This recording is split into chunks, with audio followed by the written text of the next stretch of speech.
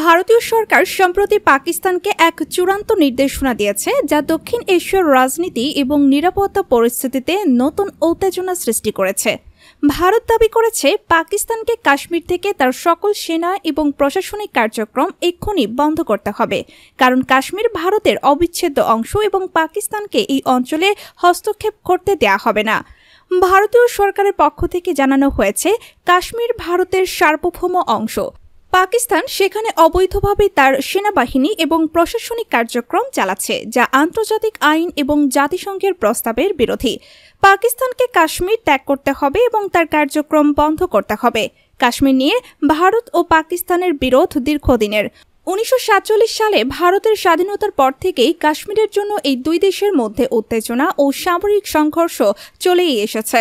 1947 সালের পর কাশ্মীরের অধিকাংশ অংশ ভারতীয় কন্ট্রোলে রয়েছে, তবে পাকিস্তান কাশ্মীরের কিছু অংশ দাবি করে আসছে। দুই দেশের মধ্যে প্রায়ই সীমান্তে সংঘর্ষ ও সন্ত্রাসী কার্যক্রমের ঘটনা ঘটে। এই পরিস্থিতিতে ভারতের এই পদক্ষেপ পাকিস্তানের জন্য একটি গুরুতর চ্যালেঞ্জ হয়ে দাঁড়িয়েছে। পাকিস্তান ভারতের এই নির্দেশকে অযৌক্তিক এবং আন্তর্জাতিক বিধিভঙ্গ হিসাবে অভিহিত করেছে এবং তারা জানিয়েছে, কাশ্মীর নিয়ে পাকিস্তানের অবস্থান কখনো পরিবর্তন হবে না এবং পাকিস্তান তার অধিকার ছেড়ে যাবে না। ভারত এই নতুন পরিস্থিতিতে কাশ্মীরকে নিজের নিরাপত্তা এবং সার্বভৌমত্বের প্রশ্ন হিসাবে দেখছে এবং আন্তর্জাতিক মঞ্চে পাকিস্তানের বিরুদ্ধে চাপ সৃষ্টি করতে চাইছে।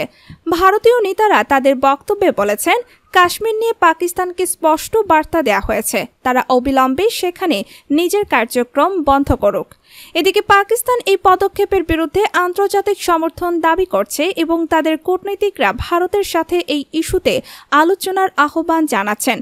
তারা বলছে, কাশ্মীরের জনগণের অধিকার, তাদের স্বাধীনতা এবং তাদের ভবিষ্যৎকে মর্যাদা দিয়ে সমাধান খোঁজা উচিত।